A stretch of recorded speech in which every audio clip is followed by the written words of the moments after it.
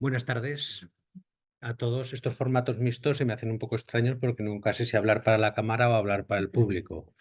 Pero bueno, ya sabéis que en Apple y todos esos sitios, PowerPoint y estas cosas ya no hacen porque consideran que es enfriar lo que debe ser una relación personal de una charla, ¿no? Y entonces yo creo que parte de razón tienen, pero yo he hecho un pequeño PowerPoint, ¿eh? Pero pequeño.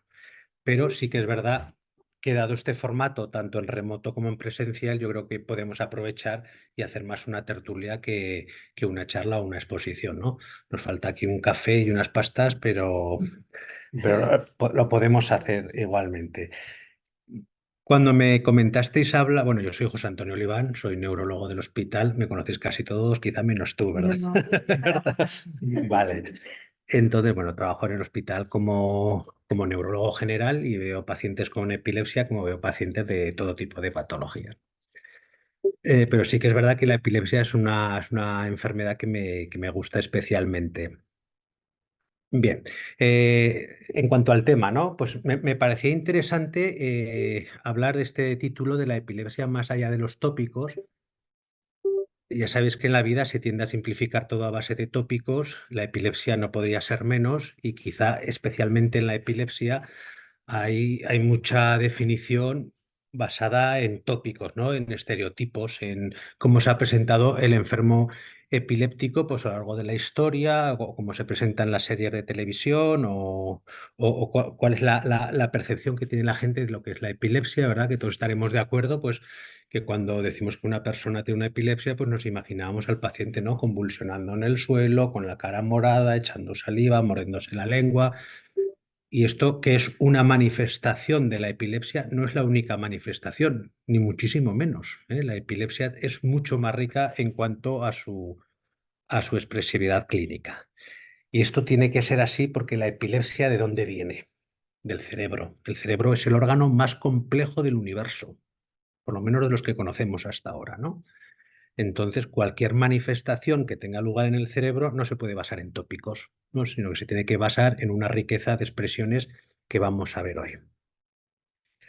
Y el cerebro lo podemos dividir en distintas regiones, que esto a su vez es muy simplista, ¿no? El cerebro no es un piso donde hay distintas habitaciones y en cada habitación se desarrolla una actividad. Es mucho más complejo que todo eso y al final es como un todo que participa pues, en todas las funciones que nos podamos imaginar, ¿no? Mis manos las muevo ahora porque el cerebro lo ordena, os estoy viendo porque el cerebro está mandándome esa información, estoy hablando porque el cerebro está actuando, estoy triste o estoy contento, estoy enamorado o desenamorado, pues por todo eso lo dicta el cerebro, ¿no? Entonces, el cerebro trabaja de forma global, pero sí que es verdad que hay algunos nodos específicos donde tiene lugar alguna función de forma más especial o que participa en la coordinación de funciones más especiales. Entonces, todos sabemos que en el cerebro está el lóbulo frontal, lóbulo temporal, lóbulo parietal, lóbulo occipital, el lóbulo de la ínsula, en fin, son distintas zonas que nos sirven para cartografiar y conocer un poco el cerebro. Y al final, en el fondo, nuestro cerebro es esto que veis allí, ¿no? Es un amasijo de cables perfectamente coordinados, que son las neuronas, que se relacionan unas con otras, formando circuitos más o menos complejos. Y además sabemos que las neuronas se comunican entre ellas a través de electricidad, a través de estímulos, de impulsos eléctricos, ¿no? Algo tan sencillo y algo tan complejo. O sea que en el fondo no somos más que el resultado de la serie de una serie de activación de circuitos basados en la electricidad. Y cuando esto funciona correctamente, pues digamos que tenemos una actitud pues normal. Yo hablo normalmente, estoy consciente, estoy oyendo, puedo caminar, puedo coordinarme, pero cuando este circuito se desbarata, pues aparece allí una tormenta eléctrica, un caos metabólico con distintas estructuras que se empiezan a soltar de forma caótica, es cuando tenemos la manifestación de la epilepsia, ¿no? La epilepsia es esto, es la hipercoordinación, la hiperactividad sin ningún tipo de control de estos circuitos eléctricos. Es como un cortocircuito que ocurre. Entonces, claro, cuando este cortocircuito ocurre en determinadas zonas, pues tenemos movimientos del tipo que todos conocemos y tenemos en mente. Pero el cerebro es mucho más extenso que en todo eso y en todas estas áreas ocurren fenómenos epilépticos y por tanto la expresividad va mucho más allá de todo esto.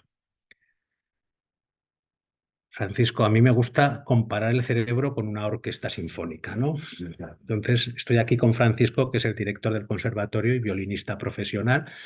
Entonces, pues bueno, para mí el cerebro es esto, ¿no? Un cerebro que funciona bien es un cerebro donde todos los lóbulos, que serían, ¿no?, la parte de cuerda, la parte de metales, la parte de percusión, están perfectamente afinados y sometidos a una dirección, que sería el director de orquesta, ¿no? Cuando todo esto funciona de forma armoniosa, pues tenemos una actividad normal. Ahora, cuando los músicos no hacen caso al director, utilizan instrumentos desafinados y cada uno toca lo que tiene que tocar, entonces es cuando aparece el caos sonoro, que se parecería mucho al caos eléctrico de la epilepsia. Y luego esto puede ocurrir bien de forma global, ¿no? Toda la orquesta actúa de forma separada, y entonces tenemos las crisis típicas y tópicas, o puede ocurrir en determinadas circunstancias, ¿no? Puede ocurrir que la zona de los violines estén desafinadas o que estén tocando una partitura distinta o que vayan a un ritmo distinto. Entonces tenemos una manifestación clínica específica. Si esto se manifiesta en los metales, pues tendremos otro tipo de manifestación distinta. O si no, se manifiesta en la percusión. ¿Me explico más o menos? Dentro de esta orquesta que es el cerebro, según la parte que deje de funcionar, pues tendremos una manifestación epiléptica u otra, ¿no? Cuando solo es una parte la que falla, hablamos de epilepsia focal. Y cuando es toda la orquesta la que falla, hablamos de una epilepsia generalizada. Las epilepsias muchas veces son solo focales, otras veces son generalizadas y otras, que son la mayoría o muchas de ellas, son de inicio focal con generalización posterior. Los violines empiezan a tocar mal, los que están alrededor se contagian, al final todo eso llega a toda la orquesta y entonces tenemos una crisis tónico-clónica generalizada con alteración de conciencia. Pero antes de que pase eso, pueden pasar muchísimas cosas. En cuanto a los tópicos, ¿no? Siempre se ha dicho por lo menos ahora, ¿no?, que las situaciones de estrés, de cansancio, los disgustos, la fiebre, que pueden ser desencadenantes de crisis de epilepsia. Y esto es así, pero solo en pacientes que son epilépticos. ¿De acuerdo? Si un paciente no es epiléptico, por mucho que lo estresemos, por mucho que lo disgustemos o por mucho que tenga alteraciones externas del tipo que sean, si uno no tiene esa condición de paciente epiléptico, nunca va a tener una epilepsia. Podrá tener una crisis de epilepsia, pero tener una crisis de epilepsia tampoco quiere decir que una persona sea epiléptico. Luego, si queréis, lo discutimos esto. Y tenemos suerte que hoy podemos echar la culpa a estas cosas, porque en el pasado no se le echaba la culpa a estas cosas. ¿A quién se le echaba la culpa? Al demonio. Al demonio, no. Yo no critico a los hombres del medievo, porque yo he visto muchos epilépticos en pleno ataque de crisis. Y no es extraño que los hombres del medievo pensaran que eso era una posesión demoníaca, ¿no? Porque realmente la expresión clínica es muy llamativa, ¿no? Vale. También es verdad que si preguntáramos a cualquier persona que pasa por la calle qué es la epilepsia, nos contaría que son movimientos bruscos, salivación por la boca, mordedura de la lengua, y esto ocurre a veces, pero es un tanto por ciento bajo de los pacientes que tienen epilepsia, ¿de acuerdo? Yo a veces veo pacientes en la consulta que me dicen, me están contando una cosa, pues me quedaba ausente, se quedó con la mirada perdida, dejó de hablar, estuvo unos 10-15 segundos, después volvió en sí y volvió a hacer su vida normal. Entonces digo, esto podría ser una crisis de epilepsia. ¿Cómo? ¿Cómo va a ser una crisis de epilepsia? No, no, si no ha perdido el conocimiento ni se ha orinado encima, ¿no? Que esto es un tópico, ¿no? Parece que el epiléptico se tiene que orinar encima, tiene que caerse al suelo y tiene que hacer las convulsiones. No. Como hemos visto, hay una riqueza clínica que va mucho más allá de este tópico. Vale. Otro tópico es este, ¿no?, de actuar con diligencia ante un paciente que tiene una crisis de epilepsia. Hay que ponerle rápidamente algo en la boca porque no se puede tragar la lengua y no se asfixia, porque nos lo han hecho saber así en la tele, los vecinos del bloque lo saben, en la calle cualquiera, ponerle algo en la boca. No, pues las crisis de epilepsia son muy espectaculares, pueden poner nervioso al personal que no está acostumbrado a atenderlas, pero en el 97% de los casos son fenómenos muy autolimitados, que a los familiares les parece que duran muchísimo, pero que son mucho más cortas de lo que parecen, y se autorresuelven y no hay que hacer ninguna medida heroica más allá de poner al paciente en una posición segura. porque el que intenta hacer maniobras heroicas sin saber, lo que hace es fastidiar, ¿no? Tenemos pacientes así que vienen con los dientes rotos porque alguien en una crisis de epilepsia le puso una cuchara en la boca, ¿no? Para que no se tragara la lengua. Pues no, si tú sabes poner un Gödel, o sabes poner, ¿sabes lo que es el Gödel, verdad? Eso no esta cosa. Bueno, el Gödel es como un tubo que se pone cuando te anestesian y eso, de tal forma que permiten que la lengua quede abajo y tú puedas seguir respirando tranquilamente, ¿no? Pues si estás en un medio hospitalario y tienes un Gödel y lo puedes poner, pues perfecto, pero si estás en la calle, pues lo mejor es no hacer heroicidades, ¿no? Porque al final la ignorancia, a pesar de tener buena intención, ¿no? Sabéis que la historia está llena de ignorantes que con buenas intenciones, ¿no? Entonces hay que tener mucho cuidado con este tipo de personas. Vale, y luego tampoco es necesario limitar la actividad laboral, social y familiar. El paciente epiléptico tiene que estar perfectamente integrado en la sociedad.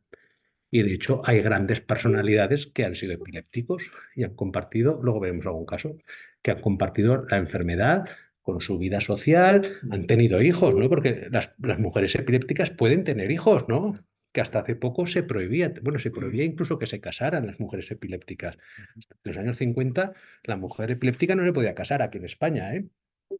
Bueno, afortunadamente todo eso se va superando, pero todavía sigue habiendo un poco de tópico y un poco de estigma en relación con el paciente epiléptico, ¿no?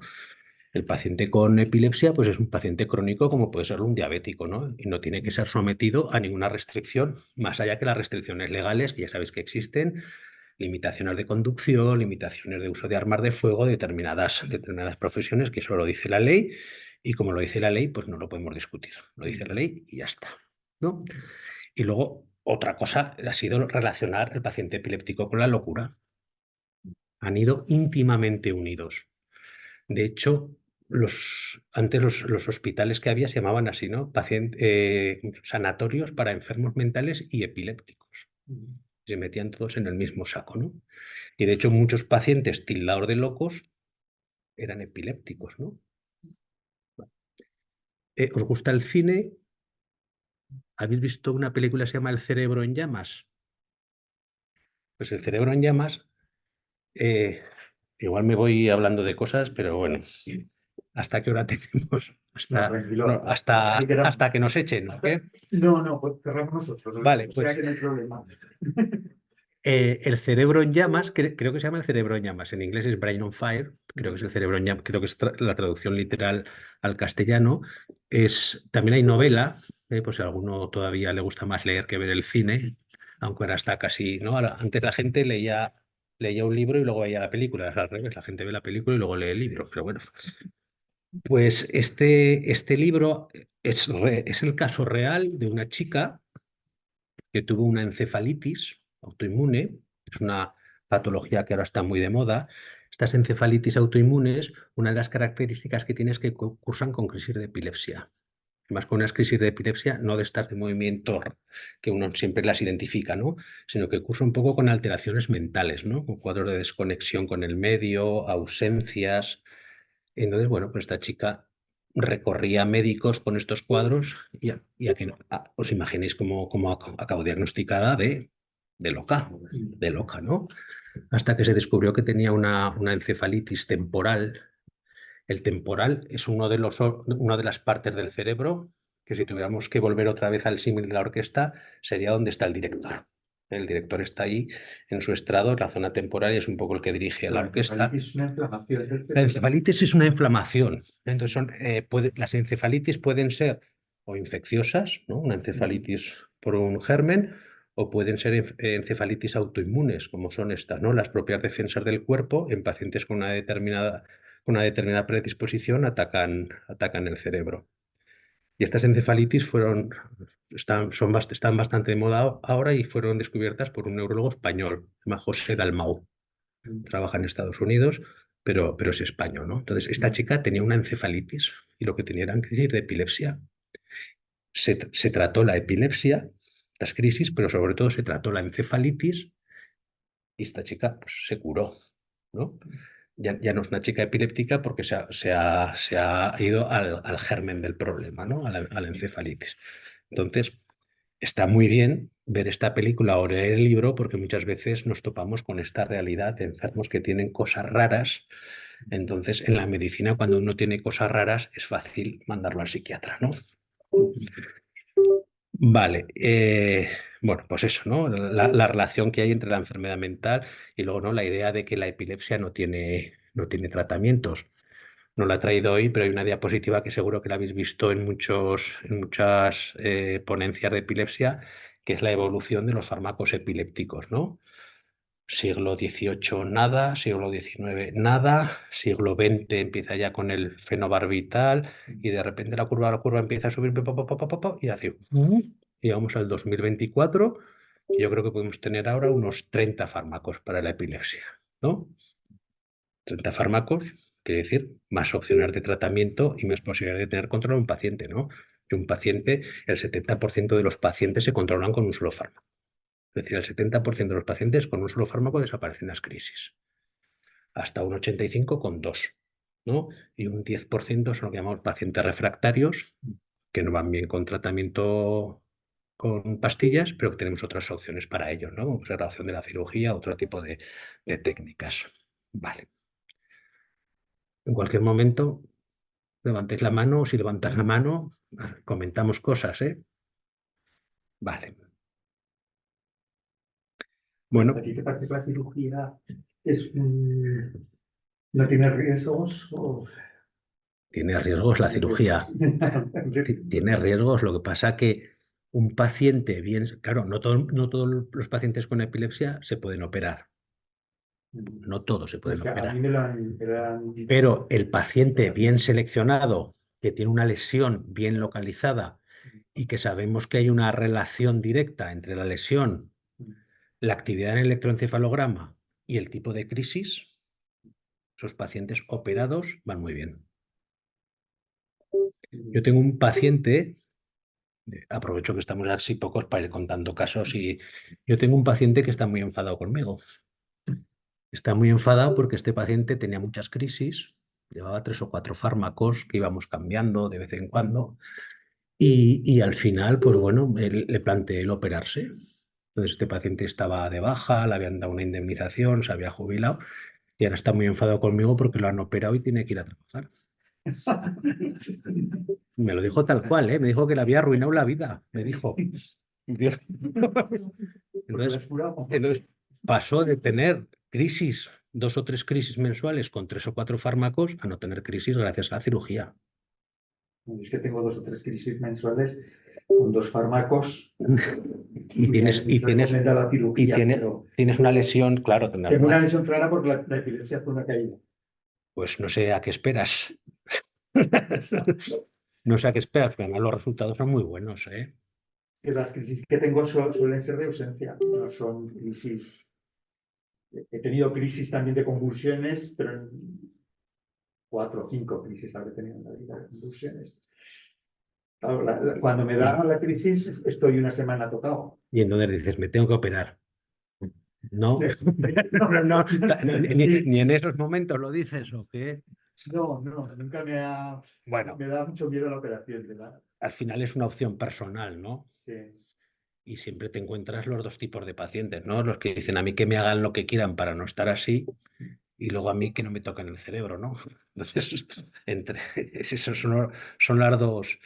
Claro, si en vez de 3 crisis de ausencia al mes tuvieras 10 crisis Diarias. diarias, pues entonces a lo mejor. Entonces, Pero la cirugía es una muy buena opción, ¿eh? Muy buena opción en pacientes que no van bien con fármacos, la cirugía es una buena opción, ¿eh? Yo los pocos pacientes que se han operado, porque afortunadamente son pocos, ¿no? Los que hay que llegar a operarlos, la verdad es que han ido muy bien. sí, ya Y, digo, sin, y yo la sin- tengo muy localizada porque es una caída. y sin secuelas importantes, ¿eh? Quizá la medicación, alguna vez me la he propuesto, ¿eh? Y te puedes quedar tranquilamente sin medicación, ¿eh? Con la- Después de la cirugía te puedes quedar sin nada de medicación. O sea, te curarías de la epilepsia. Esto es uno de los mitos, ¿no? Que la epilepsia no se cura. Pues, a veces se cura, como este chico, ¿no? Que se curó y dice que le fastidió la vida, pero bueno. Vale.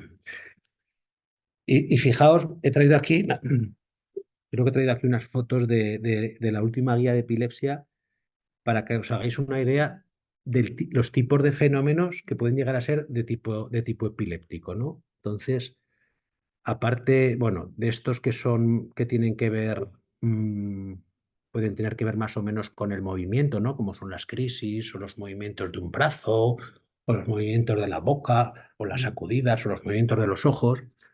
Hay clínicas epilépticas tan curiosas como las alteraciones cardíacas, ¿verdad? Hay crisis de epilepsia que no se manifiestan por ningún síntoma físico ni psíquico, sino que se manifiestan por alteraciones, por ejemplo, del ritmo cardíaco.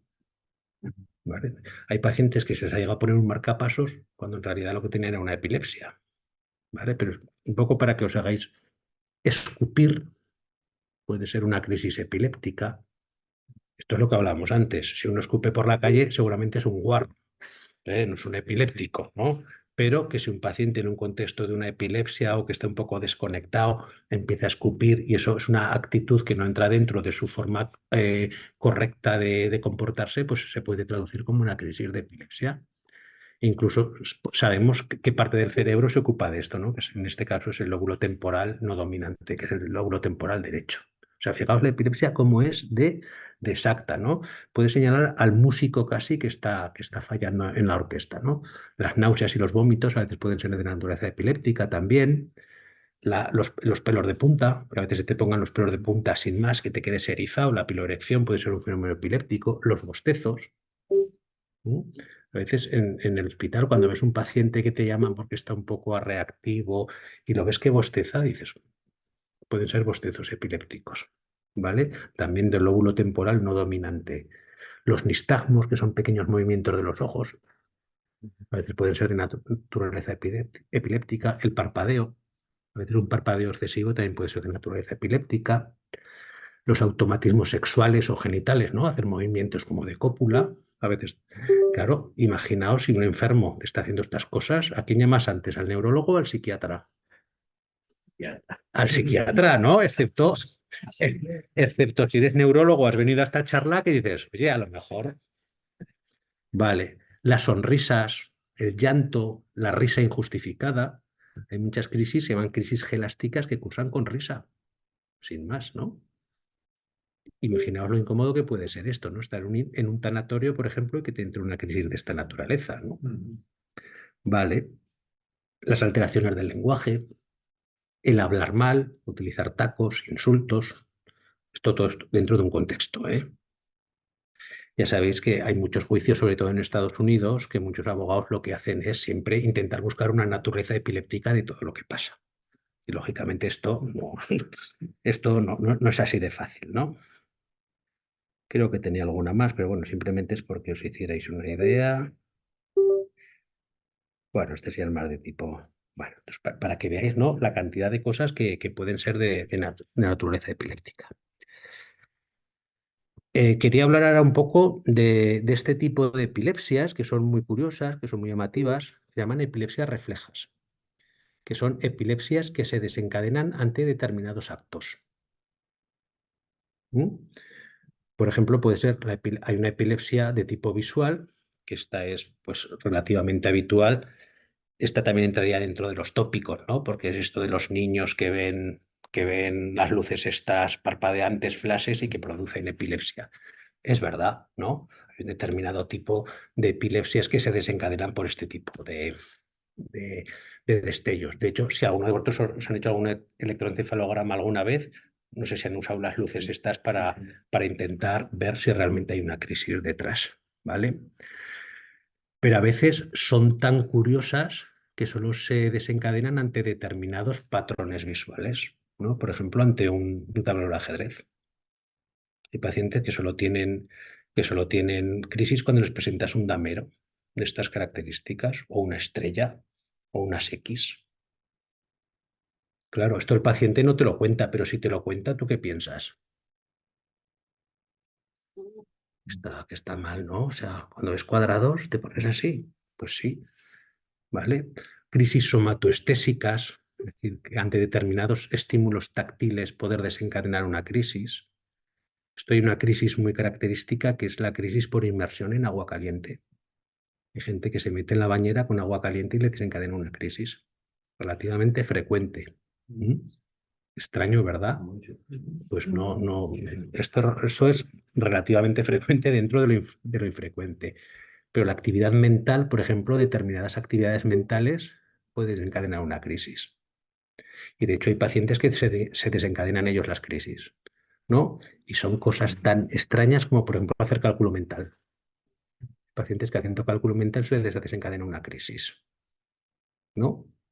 O imaginándose determinados paisajes, unos sí y otros no, se les desencadena la crisis. Fijaos lo compleja que es la epilepsia, ¿eh? Vale. Hay una epilepsia relacionada con la alimentación, con el hecho de comer. Pacientes que con la comida desarrollan una crisis. Esta no es demasiado frecuente. Pero hay una epilepsia de la lectura. Pacientes que solo tienen crisis cuando leen. ¿Mm? A mí que me gusta leer, no se me ocurre mayor tormento que ese, ¿no? O sea, de estar toda tu vida sin poder leer porque puedas tener una crisis. Luego está la epilepsia musical. Es decir, hay pacientes que se desencadenan sus crisis por muchos factores, ¿no? Puede ser escuchar una melodía o leer una partitura, ¿no? Esto entraría dentro de la lectura de la música, ¿no? Pero luego ya para rizar el rizo, hay pacientes epilépticos que solo desarrollan la epilepsia ante determinados músicos, ¿no? Solo con Bach y no con Mozart, por ejemplo. Os parece que os estoy hablando de una cosa estratosférica, ¿verdad? Pues, pues esto es así, esto es tal cual, ¿no? Es para que nos demos cuenta de la epilepsia, ¿vale? Y luego hay una epilepsia emocional, que es ante determinadas emociones, que pueden ser de tristeza o alegría, se desencadena una crisis. Todo dicen los tópicos, ¿no? Cuando estás nervioso, cuando te pasa algo, cuando tienes fiebre, tienes crisis. Sí, y a lo mejor también cuando pasan todas estas cosas, también puedes tener una crisis, ¿eh? O sea que es mucho más complejo. Y dentro de alejarnos de los mitos y de los tópicos, pues entraríamos dentro de estas epilepsias que se llaman no motoras, es la que más nos cuesta identificar. Fijaos que los neurólogos tenemos difícil hacer el diagnóstico de epilepsia, porque fundamentalmente los neurólogos no vemos las crisis. Solo a veces, pacientes ingresados, puedes ver que tengas una crisis, pero si no, todo esto te lo tiene que contar alguien que está viendo la crisis. Entonces, es difícil, ¿no? El que la ha tenido no te lo cuenta. No, porque tampoco normalmente no te No enteras. y el que lo está viendo está en un estado de nervios que muchas cosas se le escapan. Normalmente dicen, ¿cuánto duró la crisis? 35 minutos, ¿no? Y a lo mejor ha durado 2, ¿no? Pero se pierde completamente la noción del tiempo. Y claro, pues ya preguntarle si movía un poco los ojos, o si bostezaba, o si se le puso la piel. Entonces, todo esto es muy difícil. Claro, ¿cuándo hacemos todo esto? Cuando están los pacientes ingresados, que a veces hay que ingresarlos para ver la naturaleza de las crisis y poder un poco identificar exactamente de qué estamos hablando. Pero en el 90% de los casos tenemos que basarnos en el relato, lo que nos cuentan los pacientes, no, el familiar del paciente que ha estado. Tenemos una herramienta ahora muy buena que son los móviles. Estamos viendo muchas crisis grabadas en móviles y nos sirve tanto para hacer diagnósticos de crisis epilépticas como para hacer diagnósticos de no crisis epilépticas. Esto es otro cajón aparte, ¿no? Lo que se llaman las crisis psicógenas o crisis funcionales, que si queréis luego hablamos, que también tiene su miga, ¿no? Cuando una manifestación es epiléptica o no lo es. Y hablando del relato, este señor que hay ahí es Dostoyevsky. Dostoyevsky era epiléptico, ¿no? Es un ejemplo de que se puede ser epiléptico y tener una vida laboral íntegra y completa, ¿no? Dostoyevsky era médico y era escritor. Y muchas de las cosas que sabemos de la epilepsia es gracias a las descripciones que hacía Dostoyevsky de sus propias crisis reflejadas en los personajes de sus libros. Pues leos cualquier obra de Dostoyevsky, El idiota, por ejemplo, pero hay muchas más. En todas las obras de Dostoyevsky hay un reflejo de sus crisis. Dostoyevsky tenía unas crisis, se llaman crisis de Dostoyevsky o crisis extáticas, porque sufría como una especie de trance. Esto es una característica también de algunas crisis de epilepsias, de tener un trance místico para los religiosos o de conexión con la naturaleza para los veganos y este tipo de personas. Hablaremos también de Santa Teresa de Jesús, o conexión con uno mismo, conexión con el cosmos, como lo queramos llamar, ¿no? De hecho, se dice que estos pacientes no sufren de epilepsia, sino que gozan de epilepsia, porque ellos mismos cuentan estas experiencias. Voy a leeros esto. Mira, este primero es de un libro de Dostoyevsky que se llama La patrona. Decía, a veces había instantes de una felicidad insoportable, ¿eh? Aniquiladora. O sea, fíjate, claro, esto Dostoyevsky te lo dice muy bien. Del paciente que te viene a la consulta, pocas veces te va a decir esto, ¿no? Cuando la fuerza vital crece convulsivamente en toda la naturaleza del hombre, cuando un instante auténticamente luminoso resuena triunfal y alegre, alumbrando el pasado y revelando como en un sueño despierto el desconocido porvenir. Esto es una crisis temporal. Sí, pero esto te deja hecho polvo, ¿eh? Luego, Yo he tenido crisis de estas. luego bueno, Mucho, pero... como todas las drogas, ¿no? Sí. Luego tienes que sufrir la resaca. Pero muchos pacientes que tienen estas crisis se las provocan ellos, ¿eh? Yo sí que he tenido crisis de estas. Sí, así Sí, sí. de conexión con el cosmos Y y de como que te sales que te sales del y estás viéndote cuerpo, desde arriba. situación extracorpórea y estas Pero cosas. como acabas hecho polvo. Por eso no te quieres operar, ¿eh? Sí. Por eso no te quieres operar. Porque tienes ahí unos viajes sin tomar nada, ¿no? Son crisis muy espectaculares, ¿no? Y luego en El idiota dice, hay segundos, solo 5 o 6 a la vez, en que de pronto siente uno la presencia de la armonía eterna, plenamente lograda. No es nada de este mundo, es una sensación clara e inequívoca, como si de improviso abarcara uno la naturaleza entera. Impresionante estas descripciones, ¿no? Claro, esto para hacerlo tienes que sufrir, tienes que tenerlo tú y luego tener esa capacidad de expresarlo, ¿no? El relato que decíamos. Por eso el diagnóstico de epilepsia, como se basa en el relato y no todo el mundo se expresa como Dostoyevsky, pues a veces es difícil, ¿no? Hacer estos diagnósticos. Venga, comentamos alguna cosa. Pero eso es porque en realidad él no perdía nada del conocimiento, ¿no? Porque iba a acordarse de todo. Esto es una crisis de ausencia, ¿no? Las crisis de ausencia son crisis que se llaman focales, solo afecta a una parte del cerebro, con alteración del nivel de conciencia. Pero no ¿Serían las ausencias? ¿A lo que se le llama ausencia o no? El Claro, es que ahí... término ausencia no es un término médico. Vale. Lo que pasa es que lo utilizamos para entendernos, ¿no? Vale. Entonces la ausencia es una alteración del nivel de conciencia. Puedes conservar la memoria, ¿eh? De hecho, él la conserva. Pero hay una alteración del nivel de conciencia, ¿no? Entras en otro plano de la conciencia. Sí. Entonces, alteración de conciencia hay, que no tiene por qué cursar con alteración de memoria, ¿eh? Vale. Hay muchas crisis que cursan con amnesia, ¿no? No recuerdas nada de lo que te ha pasado. Pero estas mantienen esa capacidad de recuerdo. Sí, sí. Es que unas veces tienes de unas y otras de otras. Yo por lo menos. Exactamente. O sea, unas veces son de un tipo, Exactamente. unas veces no me acuerdo de nada y otras veces... Pues depende, ¿no? Si afecta a un trozo de cerebro o afecta a un trozo más grande de cerebro, si le afectan los circuitos de memoria o si no se afectan. Lo que está claro es que la falta de sueño es lo que nos provoca. Falta de sueño y el ayuno, ¿no?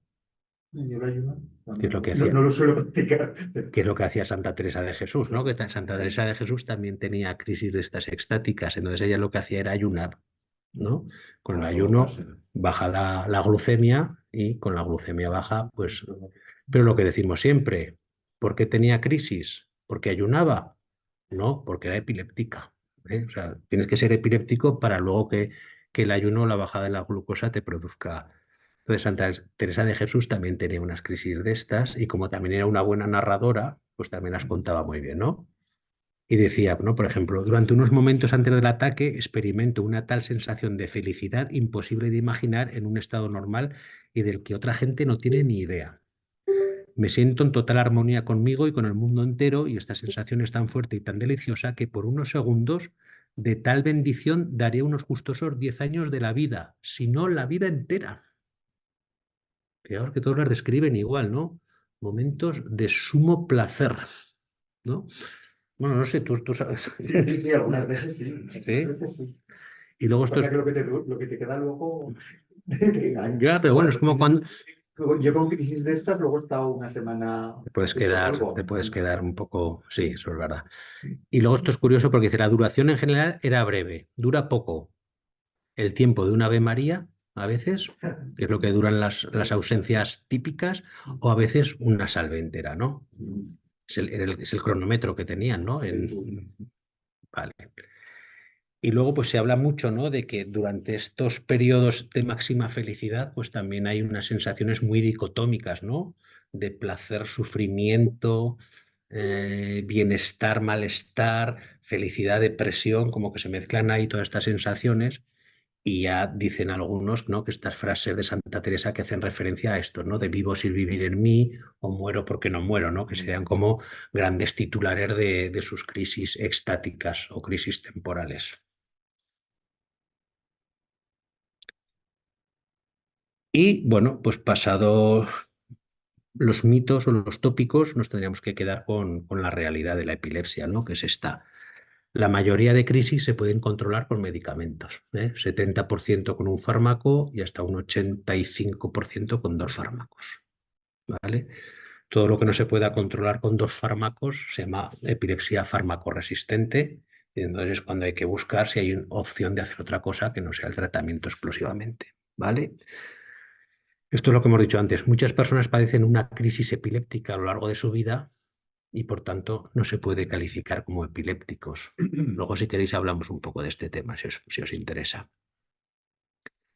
Algunas personas sienten una sensación que las previenen de las crisis de epilepsia. Esto es verdad, ¿no? Hay gente que tiene esas sensaciones previas, ¿no? De malestar gástrico, de cierto disconfort, de piloerección, de bostezos y que han llegado a desarrollar técnicas para abortar las crisis. Entonces, a veces se puede hacer y a veces no, ¿eh? La probabilidad de que un hijo de una persona con epilepsia tenga epilepsia es muy baja. ¿Eh? Es muy baja. ¿No? No es cero, pero es muy baja. Y por tanto, a las chicas jóvenes hay que animarlas a que tengan hijos, ¿eh? Y si no quieren tener hijos, pues que lo tengan, pero que no sea por la epilepsia, Digo ¿no? también un tópico, ¿no? Un tópico, sí, mujeres. un tópico primero, ¿no? Porque decían, imagínate que te da una crisis mientras le estás dando de mamar, ¿no? Que dices. Y luego el miedo a los fármacos. Los fármacos, ¿no? Los fármacos para la epilepsia siempre han sido fármacos muy tóxicos, siempre, hasta hace 20 años, ¿no? Afortunadamente, ahora tenemos fármacos que son poco tóxicos, ¿no? Y sobre todo que no tienen afectación importante en el feto. Por a una chica joven que se quiera quedar embarazada, hay que decirle, quédate embarazada, pero nos tienes que avisar.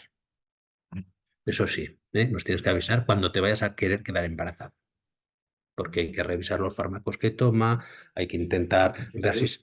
Que de la que tiene tres hijos, además, yo creo que le quitaron la medicación cuando se queda embarazada.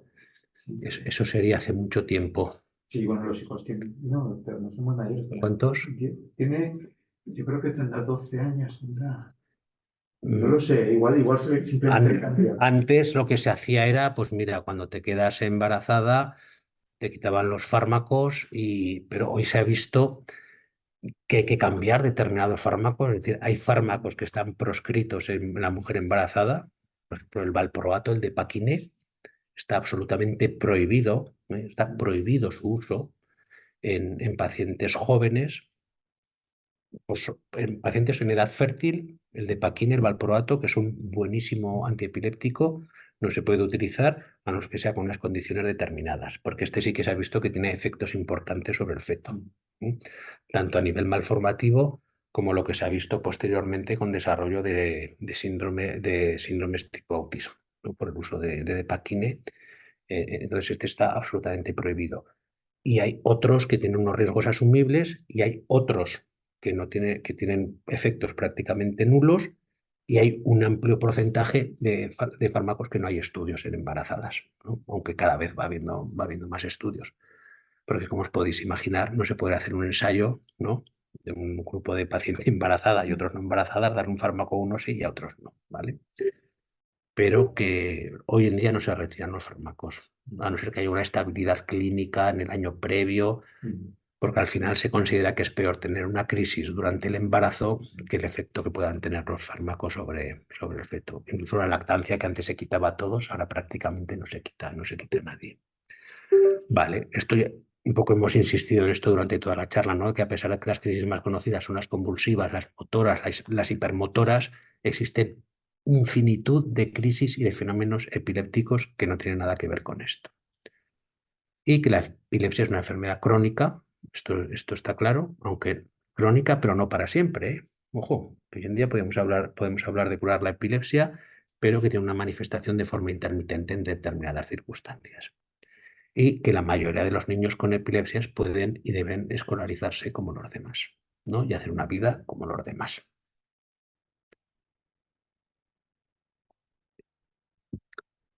Bueno, esto es para acabar. Ya sabes que siempre en las charlas dicen los gurús de la comunicación que hay que acabarlas con una frase bonita. Entonces, un momento de felicidad es suficiente para justificar toda una vida. Yo creo que esta frase es una frase muy potente y esto es una descripción de las crisis que tenía Dostoyevsky, ¿no?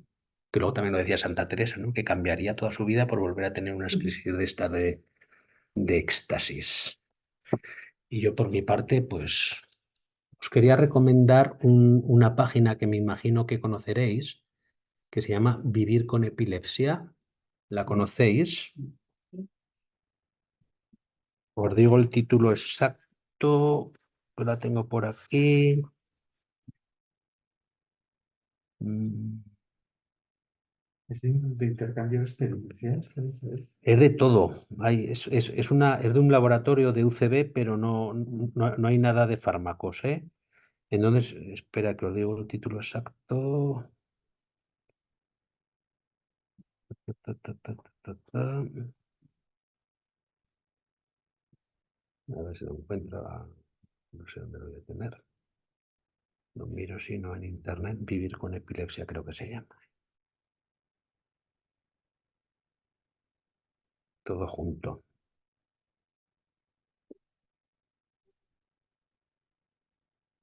Vivirconepilepsia.es.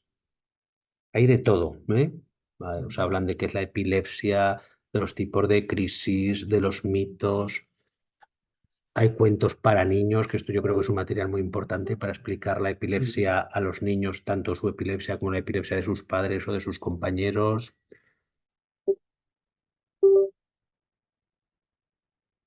Vivir con epilepsia, sí, punto es. Es un laboratorio farmacéutico, pero no hay nada, ¿eh? No hay nada. La he mirado antes para que no me pueda decir. Vale. Pues si queréis hablamos un poco aquí o en remoto. No sé cuándo. Antes comentábamos tú y yo el tema de la bipolaridad emocional. También es tópico, no es tópico. Lo que es tópico es que hay una personalidad epiléptica, ¿no? Esto se habla mucho, ¿no? La personalidad del epiléptico como un ser viscoso que no acaba de definirse, nequético es la palabra, ¿no? Hay algún gallego por aquí, como los gallegos, ¿no? Que sí, que no, que nunca te sacan de nada, que todos son circunloquios. Eso es un tópico, ¿no? Eso es un mito. Yo conozco a epilépticos así de viscosos, pero conozco a otros que no son epilépticos y son igual de viscosos, ¿eh? Pero claro, luego hemos visto que casi cualquier cosa puede ser de tipo epiléptico. Casi cualquier cosa, ¿no? Hasta escupir, hemos Veíamos visto, la emocional, ¿eh? por La ejemplo, que es la emocional. gama. Entonces, todo puede ser epiléptico, pero claro, para que todo le podamos dar la categoría de epiléptico, tenemos que intentar definirlo y contextualizarlo bien, ¿no? Hablábamos antes, ¿no? Si, por ejemplo, unos accesos de ira incontrolados pueden ser de naturaleza epiléptica. Sí, pueden ser de naturaleza epiléptica, ¿eh?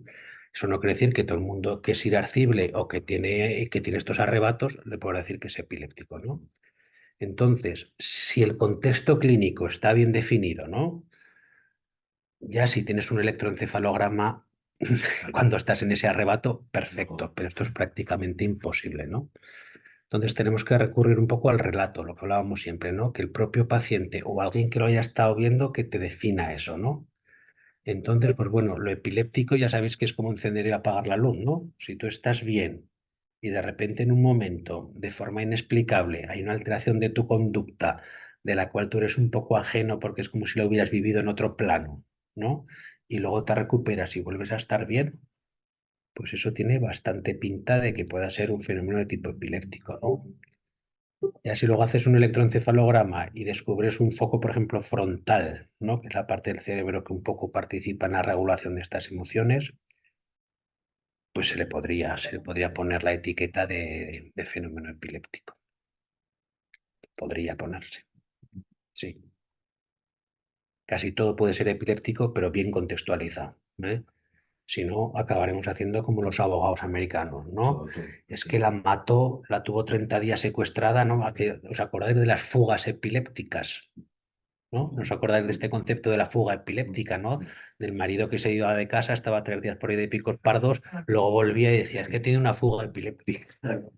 Ahora, tiene una fuga epiléptica, se ha ido de casa, pero ha pagado, ha conducido, ¿no? Entonces los abogados americanos utilizan mucho esto, ¿no? Será epilepsia, ¿no? Claro. Los jueces no se lo creen, ¿no? O los peritos le dicen al juez, oiga, pues, no. Has mencionado el tema del tablero de ajedrez. Yo que ¿Mm? soy buen aficionado al ajedrez, cuando se detectó la enfermedad, al principio no podía ver un tablero. Y claro, Sí, ¿cómo sí. se explica? Que el que tienes aquí a tu mujer o a tu madre o a tu padre puede pensar, es que encima se nos queda un poco para allá. Claro. Fíjate lo que me dice. Sí. Ahora, es que el tablero. Yo tuve una paciente que decía que tenía crisis cuando jugaba a las cartas.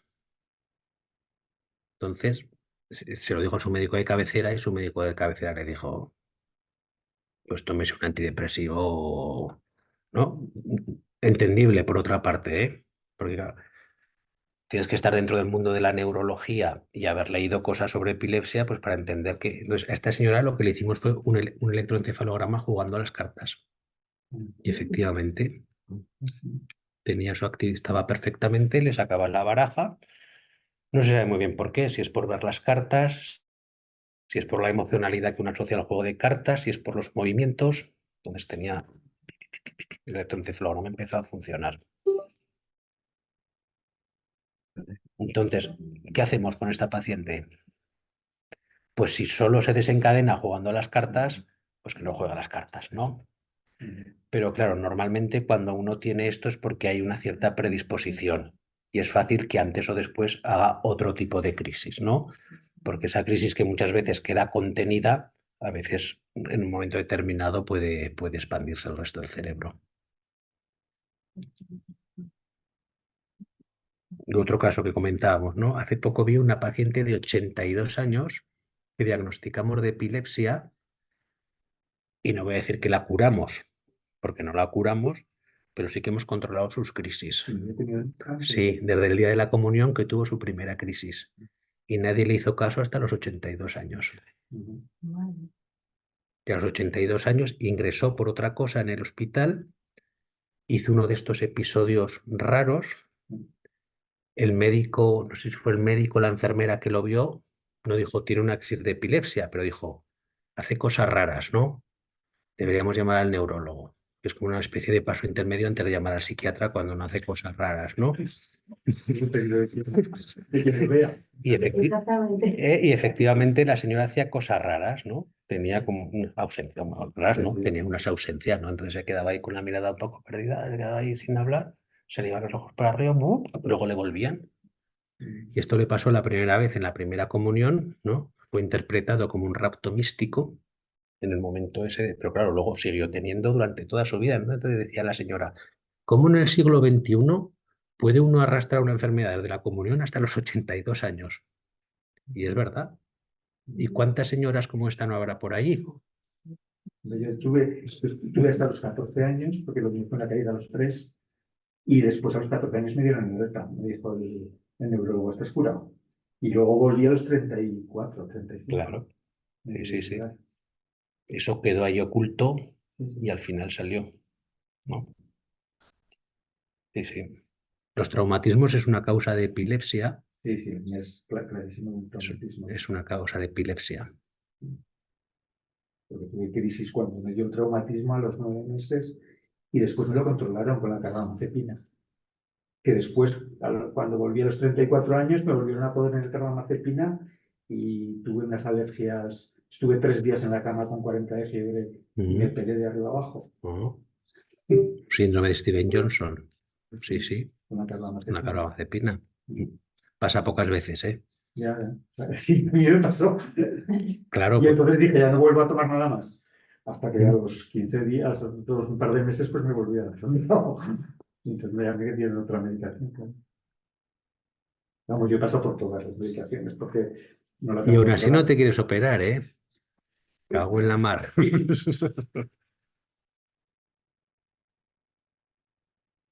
Te lo pensarás. Me lo pensaba. Porque en sí, lo que es la operación, ese microchip también que se comenta a nivel, pues, sin conocimiento, cuando se dice, no, te operan, te ponen un microchip como si fuera el microchip de un móvil o de un ordenador. Y con eso te curas. Ese tópico, obviamente, No, la cirugía de la epilepsia no es poner, es quitar.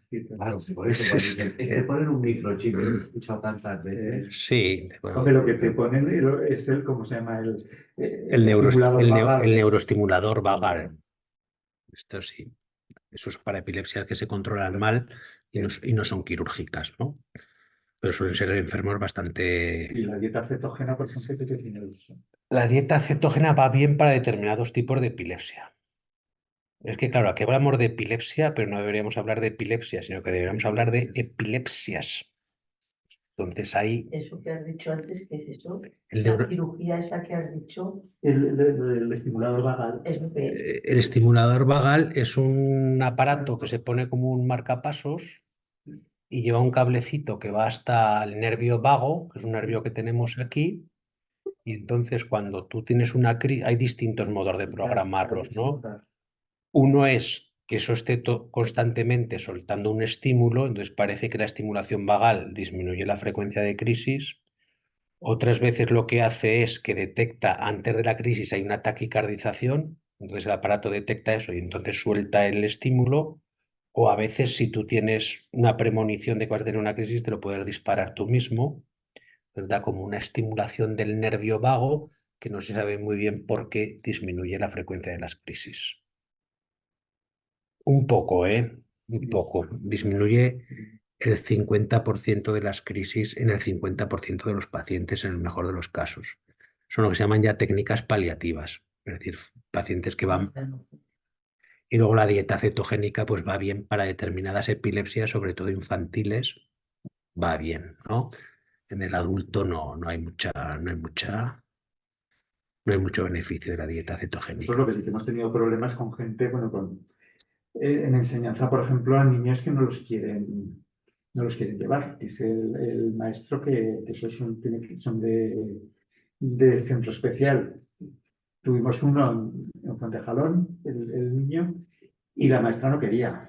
Y al final tuvo que ir a Borja, porque claro, enfrentarte, sí, le puedes denunciar a la maestra, pero dices, ¿y cómo lleva al niño denunciando a la maestra? Nos decían los padres. Al final le optaron por llevarlo a Borja y en Borja sí que se lo cogieron y no tenía ningún problema. El Ha niño terminado la enseñanza, o sea, el niño tiene ahora 18 años. cognitivamente estaba normal. Entonces, lo había que coger no al niño, sino a la maestra, ¿no? Llevarla aparte y darle una clase de lo que es la epilepsia, de cómo tiene que actuar ante Pero una claro, un pueblo tan crisis. pequeño, los padres al final optaron por decir, pues Ya, pero si hubiera sido diabético, claro. ¿no? Los diabéticos también tienen sus complicaciones, ¿no? Tienen sus bajadas de azúcar y también hay que... Pero con un diabético nadie se plantea estas cosas. Sí, sí, eso nosotros lo dijimos que podemos poner una denuncia en educación, porque no tiene sentido que lo que se están haciendo. Hombre, estigmatizar a un niño por una enfermedad, ¿no? Eso casi es de cárcel, ¿no? Sí. Bueno, además, luego el niño que ha tenido problemas en la adolescencia, porque se estigmatizan a los epilépticos por el tema de la bebida. Bueno, Bueno, sí. Yo a mis pacientes jóvenes les dejo beber un poco, ¿eh?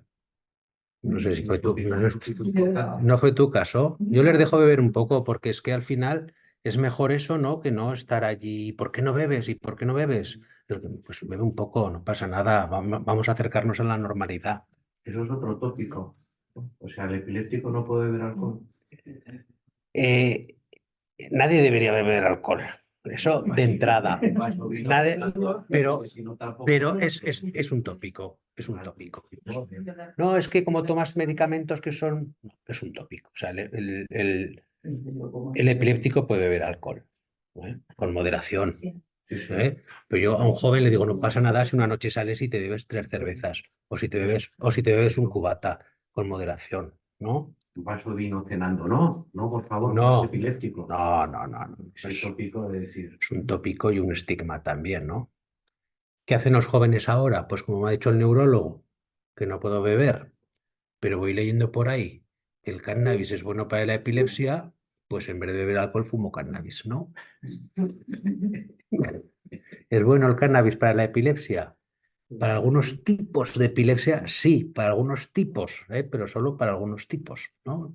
Enfermedad de Dravet, de Lennox-Gastaut y todos estos que son epilepsias catastróficas, ¿no? Entonces allí no fumarte un porro, sino tomar fármacos que tienen cannabinoides, que los hay en el mercado, pues puede funcionar, ¿no? Pero claro, los jóvenes se quedan con la copla, ¿no? He leído que el cannabis va bien para la epilepsia. Entonces, como ya me ha dicho que no beba, y pues fumo cannabis, ¿no? Y esto que te has contado antes de la chica esta que tuvo en lo del libro, sí. Sí. Claro, porque es más mi caso, por decirlo así, que tuvo encefalitis y a raíz de la Pero una encefalitis autoinmune, ¿eh? Autoinmune. Por eso yo cuando lo has dicho y que luego se puede operar, yo digo, a mí siempre me han dicho No. que lo mío es muy difícil. ¿Puedo contar tu caso? No, ¿vale? Ella tiene una epilepsia focal, ¿no? Secundaria, una encefalitis herpética. Sí. Entonces, el problema de la encefalitis herpética es que luego deja una zona cicatricial, ¿vale? Entonces, la epilepsia secundaria está cicatriz, ¿vale? Pero en estas enfermedades autoinmunes hay una inflamación de una parte del cerebro. Entonces, si tratamos esa inflamación con corticoides y con fármacos muy específicos, si logramos desinflamar, no hay que operar, ¿eh? Si se logra desinflamar esto con estos fármacos, se soluciona la encefalitis y se soluciona la epilepsia. ¿Vale? A mí me ha llamado la atención la cantidad de manifestaciones que tiene la epilepsia. Bueno, yo tengo una hija de 18 años, ¿vale? Que es la que es epiléptica. Y bueno, de esto hace 6 o 7 años tuvo alguna crisis suelta y cuando ya iban 3 o 4, en unos 2 años más o menos, pues un neuróloga decidió que, a pesar de que todas las pruebas han salido siempre bien y se las han repetido, no sé, 20 veces y siguen saliendo bien, pues bueno, le puso una medicación, estuvo casi 2 años y este febrero, o sea, hace un año y pico, empezó otra vez, tuvo 2 o 3 en menos de 2 meses. Os cuento un poco de historia para luego la... Perdón. Y bueno, lo que hicieron fue aumentarle la dosis. Estaba tomando Keppra 500 y le aumentaron a 750. A partir de ahí la cosa fue a más crisis epilépticas. Con lo cual, bueno, empezó ya en noviembre y la cosa se desató. Yo no sé cuántos ingresos de hospitales he tenido, ambulancias, crisis epilépticas y otras crisis, a eso voy ahora, que han sido las últimas, horas después, incluso días después de la última crisis epiléptica o lo que yo llamaba crisis epilépticas, porque claro, yo llevo el recuento de sus convulsiones que son, se pone rígida, la boca se le abre hasta, a veces sí que hay mordedura de lengua, una vez ha habido pérdida de esfínteres, pero sobre todo lo más llamativo son las sacudidas de brazos y piernas, ¿vale? Pero a continuación empezó a tener otras, y es que se quedaba medio dormida y empezaba con tics en el cuello, que seguían cada vez más, y lo siguiente era que empezaba a dar golpes a diestro y siniestro, a ella misma, al enfermero que viniera, médico, a su padre, a mí, a su hermana, a quien fuera. Entonces, el diagnóstico, porque eso le ocurrió 3 o 4 veces, y el diagnóstico de cada neurólogo que la veía en urgencias era diferente. Lo hace porque quiere, movimientos voluntarios pero no intencionados, pseudocrisis, a vuestra hija le pasa algo en su vida que no os está contando, mejor os la lleváis a casa y no vengáis más, por favor. Todo esto con diazepam y todo esto. Y entonces, claro, solo hubo uno que fue el último que me dijo. Y lo recuerdo quizás porque era lo que quería escuchar, ¿no? Me dijo, yo seguiría investigando qué relación tiene esto con su epilepsia. Porque ella, cuando tiene una crisis del tipo de sacudidas que os comentaba, ella no recuerda nada incluso ya no de minutos antes, sino que tiene lagunas del día anterior y luego sigue teniendo lagunas los días posteriores y puede estar una semana, como tú comentabas, hasta que se recupera físicamente. El lenguaje, pierde el lenguaje, motóricamente no puede hablar. Ella quiere decirte algo, pero no puede y pierde a veces hasta la capacidad de caminar. Anda como un bebé, hasta que recupera todo eso. Y aquel médico me dijo, yo de verdad la derivaron a psiquiatría, trastorno de ansiedad, que comentaba antes a Francisco, ¿verdad? Sí. Que es verdad, tiene 18 años y su última etapa escolar es una cría con un perfil que no es de 18, es una cría voluntaria con niños Down, TDAH, o sea, lo que no es habitual, ¿vale? Y claro, pues desde que empezó ella con su primera crisis, con 12 o 13 años, ya no porque no beba alcohol, que también lo que comentabais antes, sino que ha sido la rara.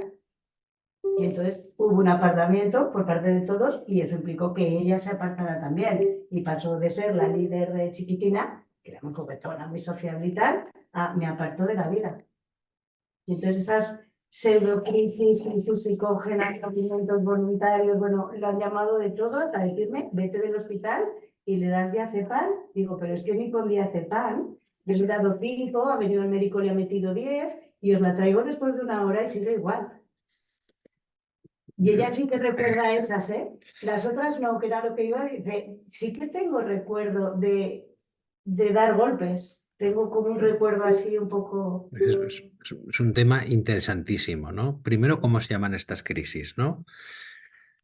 Os voy a contar dos casos y con el tuyo entramos luego en discusión, ¿no? Además la tengo grabada, perdona que te interrumpa, cuando comentabas que el relato, claro, el paciente no puede relatar nada, mi hija no puede relatar nada en absoluto, entonces claro, no puede ni hablar, pero aparte no se acuerda. Pero luego, como encima lo vean dos personas, en este caso mi marido y yo, el relato de mi marido es diferente al mío. Sí. Si dicen, a ver, esta pareja, y él dice que ha durado 20 segundos, solución. Ahora ya que más o menos, digo más o menos me he acostumbrado y por eso estoy aquí. Y ya me he puesto en contacto con Asade y demás. Lo que he hecho ha sido grabar vídeos. Tengo vídeos de las crisis epilépticas, tengo vídeos de estas crisis o pseudocrisis o crisis psicógenas, o bueno, le han puesto 7 8 nombres diferentes. Luego vemos cómo lo llamamos porque el llamarlo de una forma o de otra es importante, pero esto es una realidad muy importante dentro del mundo de la epilepsia. Os cuento dos casos muy rápidos, reales como la vida misma, ¿eh? Uno es una chica joven con 16 años, empieza con síncopes en el instituto, pérdida de conciencia, ¿no? Viene 2 o 3 veces a urgencias, la vemos, no hay nada especialmente importante, la tensión está bien, le hacemos un electro, está bien. Estos síncopes continúan, cada vez son más frecuentes, ¿no? Y entonces sospechamos que puede haber una causa psicógena de fondo, ¿no? Y efectivamente, bueno, indagamos un poco en su vida. A veces se detectan cosas, pero en muchísimos casos, esto es un mito también, ¿eh? No detrás de toda la manifestación psicógena hay un trauma infantil, ni mucho menos, ¿eh? Ni mucho menos. Por eso la tendencia es cada vez mandarlos menos al psiquiatra, porque el psiquiatra no entiende esa enfermedad, estigmatizas al paciente y al final no le das la solución adecuada, ¿no? Pero bueno, esta chica al final sí que la mandamos al psicólogo. A mí para estas cosas me gusta más mandar al psicólogo que el psiquiatra es un profesional como otro cualquiera, ¿eh? Pero yo creo que el psicólogo hace más que el psiquiatra en estos casos. Y bueno, pues se le diagnosticó unos síncopes efectivamente en un contexto de ansiedad e hiperventilación y esto mejoró, ¿no?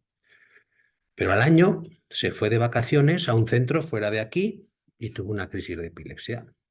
En el buffet del hotel, una crisis tónico-clónico generalizada, la llevaron a urgencias, cuentan, ¿no? Ha tenido una crisis tónico, le hacen un electroencefalograma y es patológico. Con lo cual se pone ya medicación, pasa ahí las vacaciones, vuelve aquí, siguen las crisis, subes medicación, siguen las crisis, subes más medicación, al final, medicación, medicación, medicación, quito medicación, poco otra medicación y sigue habiendo crisis. Al final había una cierta sospecha de que pueden ser crisis psicógenas, luego hablaremos exactamente de qué son las crisis psicógenas, pero claro, había un electroencefalograma que era patológico, ¿no? Estos casos muchas veces los resolvemos haciendo un videoelectroencefalograma. Entonces, el videoelectroencefalograma es un ingreso en el Hospital Miguel Servet. Están cuatro. ¿Qué le falta por hacer? Bueno, pues ahí está la clave del asunto, ¿no? Entonces, allí lo que se hace es se retira medicación y se hacen maniobras desencadenantes de crisis. Y para ver, cuando tenga esta manifestación clínica, de la naturaleza que sea, si hay un correlato a la vez de una actividad eléctrica epiléptica. Eso digamos que es la gran prueba que nos salva.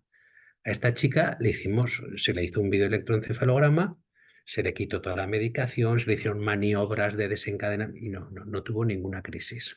Al final tuvo crisis y no había ningún tipo de correlato en el electroencefalograma. Se nos ocurrió pedir fuera este electroencefalograma que le habían hecho y el electroencefalograma estaba bien. Lo único que le habían hecho al doble de la velocidad. Entonces, digamos, esta chica, pues eso, en el instituto decía que el ruido le desencadenaba crisis, llegaron a poner pelotas de tenis en las patas de las mesas y de las sillas porque decía que tenía crisis, los sonidos le provocaban crisis, iba con auriculares, la luz le provocaba crisis, iba con gafas de sol. Entonces, esta chica al final fue diagnosticada de crisis de origen psicógeno, que es el nombre más adecuado, ¿vale? Yo tengo otro caso de una compañera que era traumatóloga y en el quirófano hacía unas cosas muy raras, ¿no? Unos movimientos, se dejaba caer al suelo, en el suelo se movía, unas cosas muy raras. Entonces se investigó un poco en su vida psicológica y bueno, pues también estaba trabajando en un sitio a disgusto, lejos de la familia. Bueno, pues oye, vamos a ponerle, ¿no?, la etiqueta de crisis psicógenas. Y aquí pasó justo lo contrario, ¿no? A esta chica se le hizo un video EG y esas crisis eran epilépticas. Pero que son las crisis psicógenas. Ahora vamos a eso. Crisis epilépticas, ¿vale? ¿Qué son las crisis psicógenas? Entonces, dentro de las crisis psicógenas, una cosa que no se puede nunca decir es que eso lo hace el paciente queriendo, porque no es verdad, ¿vale? Entonces, las crisis psicógenas entran dentro de un espectro de enfermedades que se llaman trastornos funcionales. Preparaos, que esto que os voy a decir, a mí me cuesta entenderlo, pero es así, ¿vale? Entonces, el trastorno funcional es una manifestación orgánica que puede ser una hemiplegia, ¿no? O puede ser unas crisis, pero que no existe un correlato orgánico que lo justifique, ¿de acuerdo? No podemos detectar una lesión. No hay nada físicamente, ni en el electroencefalograma, ni en la resonancia, que detecte lo que le está pasando. Pero de alguna manera hay un mal funcionamiento de circuitos de la naturaleza que sea en la cabeza que hace que ese cuerpo se manifieste de esta forma. Y esto es tan real como la epilepsia, pero es distinto. Pero no es voluntario. No es voluntario. Porque a mí eso me lleva a la No es, veo que no es voluntario en absoluto. No es. No es epilepsia. Claro, entonces son crisis motoras, ¿no? Lo puedes llamar de muchas formas. Sí. Crisis motoras involuntarias o trastorno o epilepsia funcional, y lo mejor es llamarlas epilepsia funcional o epilepsia psicógena. Es decir, hay ahí algo, un mal funcionamiento. Y esto está muy estudiado, ¿eh? O sea, luego está el que se las hace, ¿eh? Que también los hay, ¿no? El que quiere conseguir una baja o el que quiere no ir a la guerra de Ucrania, a veces finge que tiene crisis de epilepsia. Esto es otra cosa, esto es un tanto por ciento muy pequeño de pacientes que son los que fingen, como el que finge que le atropella un coche para cobrar el seguro, ¿no? Esto es un porcentaje mínimo, son farsantes, son mentirosos, ¿no? Son enfermos que intentan desarrollar un papel, pero estos no, ¿no? Estos son pacientes que hay algún tipo de malfuncionamiento cerebral en el fondo de su mente que hace que tengan esta manifestación. ¿vale? Puede ser solo provocado Sí. por una cuestión emocional, social, con todo lo que te comentaba. Claro, entonces, antes, ¿qué hacíamos con estos pacientes? Lo tiene que ver un psiquiatra, ¿no? Sí, ella está con psiquiatra, pero más bien está con el psicólogo. El Porque psiquiatra es seguro, como ¿no? algo, Y pues, entonces, protocolario. y uno se hacía una imagen, seguro que han abusado del de pequeño, seguro que le hacen bullying, y luego hemos visto que no tienen grandes problemas psicológicos estos pacientes. De hecho, casi nunca o muy pocas veces los mandamos al psiquiatra, o por lo menos no de entrada. Con lo cual uno asume que el paciente tiene una enfermedad neurológica, pero no es epiléptica. Y esto es importante. Pero las crisis epilépticas sí, al tener crisis epilépticas sí que se le Es, diagnostica. Bueno, es está en el aire su Podemos diagnóstico. rizar el rizo, entonces un 20% de pacientes que tienen crisis psicógenas también tienen crisis, no quiero decir de verdad, ¿no? Que la gente, no, y un 20% son de verdad, no, de verdad son todas. Unas son epilépticas y otras no. Entonces, el paciente que tiene crisis epilépticas y otras no, hay que poner tratamiento epiléptico para tratar las crisis epilépticas. Pero un error muy importante es que estamos tratando a pacientes con epilepsias psicógenas como si fueran epilepsias de verdad. Y están con fármacos para la epilepsia que en el mejor de los casos no les hacen nada, no les hacen nada. Entonces hay que ir ahí a la raíz del problema y sobre todo explicarle muy bien al paciente qué es lo que le está pasando. Entonces el vídeo eje para esto es fundamental. Hay que ver si cuando tiene crisis hay algún tipo de actividad en el electroencefalograma o en cuáles de esas crisis tiene y cuáles no. O incluso sin medicación, si no tuviera crisis, ¿no? Sin medicación si no tuviera crisis. Esta chica que te he comentado que subíamos y subíamos y subíamos, porque en el fondo en un centro le habían hecho un electroencefalograma que era patológico y por tanto te confirmaba que eran crisis epilépticas, hemos quitado toda la medicación. Está sin medicación. Y se considera que aproximadamente un 20% de pacientes epilépticos no lo son, ¿eh? Su neuróloga está convencida de que no. Pero eso cuando tiene que hacer un diagnóstico, o sea, un informe siempre pone posible epilepsia focal. Eso Porque es. está convencido de Y en que los centros de epilepsias farmacoresistentes, es decir, cuando te mandas a un centro específico porque la epilepsia no funciona, lo primero que hace el neurólogo que recibe es plantearse si eso es una epilepsia. ¿Vale? Si tienes una lesión, si tienes un electroencefalograma y si tienes un perfil de crisis más o menos dentro de lo esperable, pues no te vas a tener dudas. Pero un 20% y en las unidades de epilepsia farmacoresistente hasta un 40 o 50%, de hecho, ¿qué es lo primero que te tienes que plantear cuando un tratamiento antiepiléptico no está funcionando? O estás utilizando el fármaco que no es adecuado para esa epilepsia o no es una epilepsia. ¿Quiere decir que si no es una epilepsia no es nada? No, no, es otro fenómeno es otra. de otro tipo, ¿no? Y yo pongo siempre el caso, la migraña, ¿no? La migraña, ¿cuántos pacientes con migraña tienen una resonancia normal? Todos.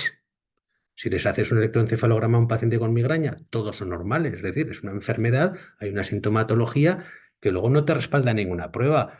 Pero esto pasa en muchas enfermedades, sobre todo en neurología, ¿eh? En neurología muchos diagnósticos son exclusivamente clínicos, ¿eh? Sin ninguna prueba que te lo... Y la epilepsia, el diagnóstico es fundamentalmente clínico, ¿eh? Puedes tener una epilepsia con una resonancia normal y con un electroencefalograma normal, perfectamente. Pero esto de las crisis psicógenas es un mundo muy interesante. Los pacientes van bien, pero necesita que alguien le explique bien a ese paciente y a su madre en este caso, y a su padre un poco menos, qué es lo que está pasando. Y desde luego, frases como no tiene nada es carne de cañón, ¿eh? Es carne de cañón para que siga teniendo cosas. Entra dentro de lo que se llama trastornos funcionales, son muy habituales en neurología. Y en otras, Afortunadamente le pasó durante 3 días seguidos en enero, nunca más.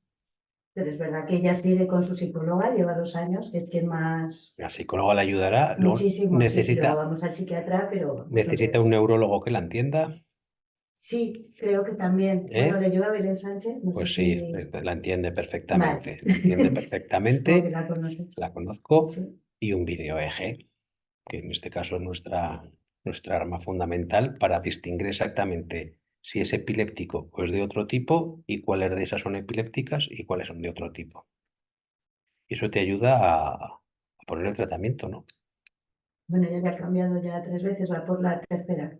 Empezó con la Mictal, se lo quitaron en el Servet, le pusieron Keppra, ella le puso Bipac y ahora está con la Mictal. Pero bueno, a ver. Disculpa. No, hombre, no, estamos aquí para contar, para hablar de nuestro libro, ¿no? Muy bien. Es un mundo la epilepsia, ¿eh? Casos, a ver, estaba pensando a ver si me viene algún caso así curioso.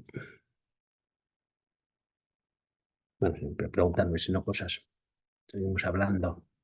No, yo es que los casos que conozco, por ejemplo, de operados, que dices que las operaciones fueron operados hace muchos años. No tiene nada que ver, no tiene nada que ver. Antes ¿sabes cómo se operaba antes, no? No. Te abrían media cabeza, cogían un aspirador y hacían. Así se operaba, y ahora no. O sea, ahora te hacen una resonancia de un neuronavegador, determinan las coordenadas, detectan las zonas que son funcionales, las que no, se ponen esas gafas y van con un... O sea, que no tiene nada que ver la neurocirugía de ahora con la de antes. Y una epilepsia así como la de él que dice que es operable, cuando es por un accidente, un traumatismo, ¿sí?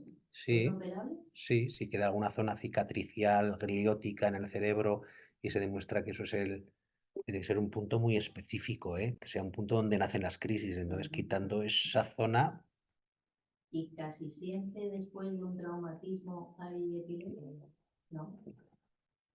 Tengo un nieto de 4 años, os lo explico, y con 2 años hubo un accidente de tráfico y se lo llevó por delante, eso. Y entonces tiene la parte de aquí, tuvo, pues eso, un golpe. el golpe fue atrás. Y bien, en principio pensaron que la espina dorsal, que tenía el cuello roto y tal, y al cabo de 3 o 4 días volvieron a hacer una resonancia y tal, y vieron que no era tanto el golpe, y el crío pues ya empezó a mover las manos y tal, y eso, pero claro, yo siempre pienso, y más teniendo a Erika, que puede desencadenar epilepsia en unos años.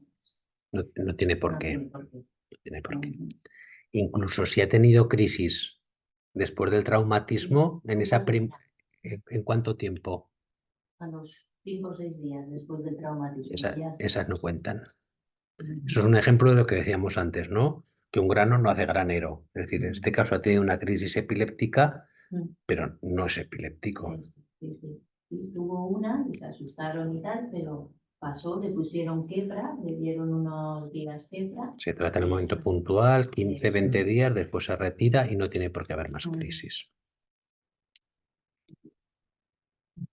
Claro, yo ahí con esa duda también, sí, pensando... Hablando de cirugía, ¿has visto el vídeo de un violinista que lo operan de un tumor? Sí. Mientras toca el violín en el quirófano. Pues es bueno también. Otra cosa que se hace bastante ahora es operar despiertos, ¿no? Para asegurarte de que el paciente no pierde ninguna funcionalidad. En este caso era un violinista, ¿no? Estaba ahí, Norteamericano, sí. estaba tocando y mientras lo estaban operando. Pues sí, mira lo que Para está saber dónde tocar o... Exacto. Se puede hacer igual con el paciente dormido, ¿eh? De hecho, ahora hay tanto conocimiento del cerebro que ya se vuelve otra vez a dormir al paciente. Porque, claro, una cirugía de esas estando despiertos, yo no sé si me gustaría mucho, ¿eh? Sobre todo porque estando dormido el neurocirujano puede hablar de lo que quiera, ¿no? De la otra forma no puede decir nada, ¿no? Y puede pegar sus gritos y estas cosas que hacen los neurocirujanos. Pero vamos, que hoy en día la cirugía es de precisión, ¿eh? Cirugía milimétrica de precisión. Vale. A mí me ha gustado mucho la comparativa con la orquesta sinfónica. No sé por qué sabía que te iba a gustar. Para gente jovencita, gente, niños, Sí, sí. A niños, Mm. Cuando a llegue niños. se lo voy a contar a mí. Interesante, Encantado interesante, también, sí, sí. sí, sí.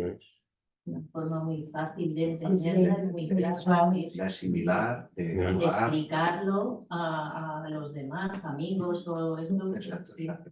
yo me lo llevo a mi terreno. ¿Ves? Cada Yo soy uno. profesora. Y entonces he empezado a decir, pues claro, tengo alumnos de todo tipo. El que no dejar dar la clase, el que no sé qué, entonces ya me he puesto al Claro mío. que sí, decir, ¿no? Claro, claro. Si vamos todos a una. Y está, claro, hay de todo. Entonces, si empieza a empezar a molestar él, pues luego se va a ir traspasando al resto de alumnos. Y la clase va a empezar a...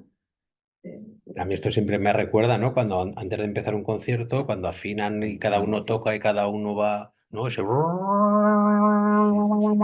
Ese desorden, a mí me suena a epilepsia, Tal vez es ¿no? eso. Y de repente alguien pone orden, pim, y todos a una y a funcionar, ¿no? Y como si uno se pierde, puede empezar a contagiar a los de alrededor, y eso desastre. Y según qué voces más, el chico que ha estudiado percusión, en Sí, percusión como se claro, dice, sí, que sí, vaya todos detrás. Y yo y el otro que está, no puede. Sí, Sí, sí, así es. sí, sí, Mucho músico epiléptico, ¿eh? sí. Yo no sé si alguno de los clásicos era epiléptico también, porque como a mí me gusta mucho el ajedrez, a lo largo de la historia han habido grandes músicos. Prokofiev, por ejemplo, fue uno de los grandes maestros del ajedrez en el siglo XX, pero no sé exactamente si también fue epiléptico. No estoy seguro, pero lo voy a mirar. Berlioz fue epiléptico. Berlioz, por ejemplo. Entonces, claro, de esto también luego se hace mucha película, ¿no? Dicen que en la Sinfonía Fantástica de Berlioz, que tiene 5 movimientos, dice que cada uno representa el tipo de crisis que él tiene, ¿no? Entonces yo la he escuchado y el cuarto movimiento sí que parece una crisis tónico-clónica generalizada, ¿no? Pero el resto me parecen todos muy iguales, no sé, hay mucha mística también, ¿no? Con todo esto de intentar... Sí, sí, sí. Mucho tópico, como casi todo. Aunque él sí que define, en algún momento llega a titular esa sinfonía como Sinfonía Fantástico-Epiléptica. Ah, sí. Sí, sí, sí, sí. Y entonces a partir de ahí dicen que tenía distintos tipos de crisis y que en cada movimiento hay una, no sé.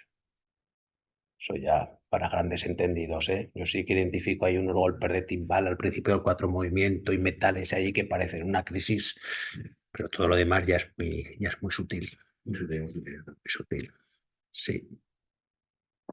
Y en lo que antes te he dicho que yo llamo ausencias, Sí, ahí también puede haber pérdida, ¿no? También en ese momento de no acordarte, sí. también puede... Puedes seguir llamando la ausencia cuando vengas al neurólogo, ¿eh? Yo es que, claro, O sea, yo me quedo con ausencia. no es un término médico, pero lo usamos para entendernos con el paciente, ¿no? Además, el término ausencia es un término muy gráfico, ¿no? Pues algo como que te ausentas del mundo. Entonces, las ausencias normalmente van con pérdida de memoria, normalmente, pero no siempre, ¿eh? No siempre. Yo te digo, yo tengo muchas las ausencias Y son sin pérdida de memoria. No, pero normalmente mi mujer las nota enseguida, o sea, al minuto, y si con otra gente no las nota. ¿Cuánto suelen durar? Porque te conocen ya. Sí, claro. O depende. Entre un Ave María y una Salve. Sí. O sea, quedarte Un Ave María 3 dura segundos 2-3 No, y segundos. hacer así no se considera ausencia. Sí, sí, sí, también. Lo que pasa es que esas casi pasan, esas ni se notan, ¿no? Es que empiezo a notarlas ahora en mi hija de vez en cuando. No lo observas Pero hay demasiado. algunas, No, ya. No lo observas demasiado. hay algunas más largas. Hay algunas más largas y hay algunas de días incluso, ¿eh? Sí. De días. Son estatus, ¿no? Se llaman estatus, que es la crisis que se engancha y no sale de... Normalmente te engancha, o sea, yo cuando me da crisis estoy 5 o 6 días. 5 o 6 días, ¿no? Se llaman racimos de crisis, ¿no? Entonces, esos días pasa algo Sí. que a veces es detectable y otras veces no, que te hace estar especialmente predispuesto para las crisis. Y durante días, ¿quieres decir? Que Sí, vas sí. teniendo Sí. a lo largo de... A lo largo de días. Pues Igual ya esto- se me pasa, después- después de un mes que no tengo nada. Y después Y bueno, lo que dicen de conducir, yo ahora no conduzco porque pero yo he tenido crisis conduciendo, ¿eh? Y me he metido iba con mi mujer también y me dice, no, no, métete aquí a la derecha en la primera gasolinera. Porque conduces. Ahora ya no conduzco, porque que después que tuve la última me dio miedo, pero la última fue así, ¿eh? O sea, mantengo mantenía eso con el coche, la atención y seguía automáticamente. Eso es automáticamente. La última sí que, a partir de una que estuve bastante rato. Como un coche Tesla, o que antes de que sea en el mercado tú ya... No, era un Tesla, no. Era un Tesla. Era un coche normal. Bueno, el código de la circulación dice que no se puede conducir, ¿no? Sí. Un año después de haber tenido una crisis, cuanto menos. Esto también es discutible, pero las leyes no se discuten, Ya. ¿no? Puedes, Las leyes no se... A veces los pacientes me lo dicen, yo porque no tengo... Y si soy albañil, ¿por qué no me prohíben subirme a un andamio? Que tiene razón, Sí. pero no lo digo yo, lo dice la ley, ¿no? Sí, porque Entonces, hay muchos pacientes epilépticos, muchos, que conducen. Es un problema pues al trabajar o trabajar fuera. Nosotros el año pasado estaba en Valderrobles todos los días a llevarla y a Claro, buscarla. es un problema. Un problema. Es un problema. Este año está aquí, pues muy bien. Pero Yo diría que es una de las principales limitaciones en lo social de la epilepsia, ¿no? Sí. Y que además tiene difícil solución, ¿no? Porque la ley dice lo que dice y ya está, ¿no? Todo lo Pero demás... los diabéticos les pasa lo mismo y tienen también desconexión total, sí, les dan una subida de azúcar. Sí, los pacientes que tienen infartos de corazón también tienen riesgo de... Pero ya sabes que la ley se Sí, mueve sí. muy lentamente y se mueve muchas veces por las presiones de los grupos de pacientes, ¿eh? Es lo que más mueve las leyes. Pero eso es difícil de mover. Sí, A lo sí, mejor porque habría que especificar, ¿no? Y hay algún tipo de especificación para según qué tipos de epilepsia, lo que pero pasa es que la responsabilidad tenéis vosotros al final, un informe médico, un informe del neurólogo que dijera sí, sí o sí no. sí, bueno, no me parecería mal, ¿eh? Mejor eso que no café para todos, ¿no? Claro. Ya sabéis que si os para la Guardia Civil en su base de datos no lo pone que el conductor es epiléptico, ¿eh? No lo puede poner bajo ningún concepto secreto de sumario. Pero, por ejemplo, en el DNI, sí. Te pone que No eres... se pone como tal, pero Yo no. tienes que renovar cada menos años. El DNI, el carnet de conducir. Ah, de conducir. Entonces no van a saber que es por algo, ¿no? No, pero tú cuando vas a hacerte las pruebas, te preguntan ¿el epiléptico? No, me refiero a que te paran en la carretera. Lo primero que hacen. ¿El DNI? No, el de conducir. Mira, no había pensado nunca en eso. Eso remonta. Pero bueno, pues no sé, pues No tienen acceso a las bases de no, datos. vamos, solo hay una persona que tiene acceso a la información de tu diagnóstico. El médico no, pero aparte del médico. El juez, Pues si en algún momento determinado tienes intuye que haya habido algo que no le acaba de cuadrar, el juez sí que puede solicitar acceso a tu puedes tener historia. tienes un entonces, accidente. si tienes un accidente, No siempre tampoco, ¿eh? Porque o bien haces un parte amistoso o El 90% de los casos. no se judicializan los accidentes, ¿no? Pero si hubiera una cosa rara o tu seguro sospecha, el principal interesado sería tu seguro Seguros. para no pagarte. Ya en el caso de mi nieto que os digo, pues era una persona epiléptica. Le llevó una terraza y ellos que iban por la acera, pues se llevó al crío, unos añicos. Y están en juicio. En ese caso, por ejemplo, pues el juez sabrá que pues se le va a caer el pelo, ¿eh? A ese sí que se le cae el pelo. Pero ya salió un caso en televisión de un señor que iba conduciendo sin carnet con una taza de alcohol triplicando y Ya, se había acabado Ya. uno y no le han puesto más que 3 años de cárcel. sí, no, sí, eso es así, ¿no? Yo soy de de Valencia, que se iba al chiquillo. Eso es, ¿no? O los abuelicos que ya tienen un poco de deterioro, ¿no? Que dices, no conduzca y te dicen, pues no son un poco más peligrosos los jóvenes que yo. Y es verdad, pero a los jóvenes no los puedes limitar ni se les puede poner conocimiento, ¿no? Y una cosa, para no entretenerte más, No, yo- yo digo que son los tópicos, incluso yo he podido observar, no tengo datos, no, obviamente, científicos para confirmarlo, pero es el desconocimiento a lo que es la epilepsia,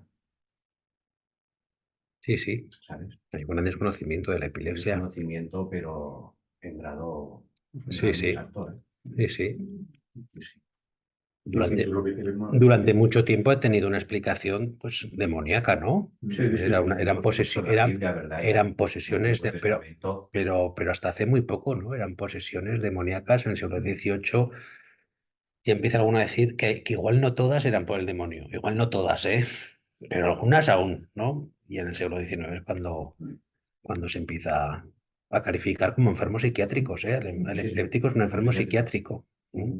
Y a partir del 20 es cuando la epilepsia empieza a coger cuerpo. Pero hay un gran desconocimiento y mucho mito y mucho estigma, ¿eh? Eso es. Mucho estigma. Yo eso que me has dicho pensaba que no pasaba. O sea, que un profesor, ¿no? Pueda decidir, que tampoco creo que esto sea cuestión del profesor, ¿no? Habrá un consejo escolar o habrá alguien que tome... Pero el problema es en los pueblos pequeños, que no se atreven a. No, pues Yo eso estoy allí es- les hablando de que sí, que Tiene que opinión estar basada. claro. Pero al final llegaron, Tiene lo que llevaban estar aquí a Borja y ya está, un colegio más Tiene que grande. estar. Y eso tiene una solución muy buena, que es salir en los medios de comunicación. Sacas eso en los medios de comunicación y al día siguiente está solucionado. Y con un profesor de apoyo se hace falta, por lo menos hasta que se baje el suflé. Yo, bueno, a mí me pasó también en la época de la adolescencia y a mí, yo fui al colegio y no me pusieron ningún dedo. Y te estigmatizaron mucho. Pues Bueno, yo la culpa tampoco la tiene recuerdo. tu madre, que es, ¿no? No es la típica madre de epiléptica. Que no eres la típica madre de paciente No. epiléptico. ¿Eh? Yo lo he dejado hacer y todo. Sí, sí, sí. Las madres de los pacientes epilépticos son también muy especiales. Sobreprotectoras, hiperobservadoras. Hay de todo. Sobreprotectora no, la he dejado Por eso hacer digo que todo. eres una excepción. Cada vez hay más excepciones, ¿no? También Sí, hay sí. la labor de las asociaciones del neurólogo es importante, ¿no? De quitarle hierro a la enfermedad, de decir, puedes hacer muchas cosas, ¿no? Ella le pasó en sexto de GB, que tenía que ir de primaria, tenía que ir al instituto. Y yo bajé al instituto y justo por ese verano. Bueno, le pasó en mayo, aún terminó sexto, el profesor de sexto muy bien. Como había ido bien, me aprobó sin problema. Pues está. Eso es. Hasta el instituto y luego al pasar al instituto, pues al principio, pues claro, a mí lo mío, como os ha contado él, yo al principio no tenía epilepsia, lo mío no era epilepsia, lo mío era la encefalitis, ¿vale? Y hasta 3 años después a mí no se me desarrolló epilepsia, o sea que yo no sabía que luego me vendría eso o que no. Y entonces al pasar a mí, debido a lo de la encefalitis, se me paralizó el cerebro. Olvidé todo, era la lectura y escritura. Todo lo aprendido lo olvidó. Lo olvidé. No sabía leer, no sabía escribir, no sabía comer, no sabía saltar. Reconocía más o menos a la gente, pero tampoco me acordaba bien de los nombres, todas estas cosas, pues poco a poco, igual que vestirme. Y entonces, pues poco a poco, y los profesores, bueno, también porque algunos ya nos conocía también de aquí de Alcañiz y tal, y también hacen un poco, pero al revés, todos se volcaron. Y todos, como yo no sabía ni leer ni escribir, pues me ponían a una compañera al lado, lo que hiciera falta, los exámenes me los hacían orales, hasta que yo poco a poco fuera pudiendo escribir, o a lo mejor mis preguntas, algún profesor dijo, pues yo quiero intentar que vaya escribiendo, aunque me escriba poco. Y lo que no, pues ya le preguntaré en clase y ya está. Y pues a lo mejor hasta dejaban a un compañero que se pusiese a mi lado y me fuese diciendo a lo mejor la letra que tenía que poner, pero él quería que yo consiguiese eso. O sea que hasta con pequeñas cosas. Sí, ¿cómo lo superaste eso? ¿Con la medicación o no? No, yo ahí no tomaba medicación, porque Pero yo ahí todavía no era epiléptica, entonces yo ahí empecé otra vez pues a intentar hacer vida normal.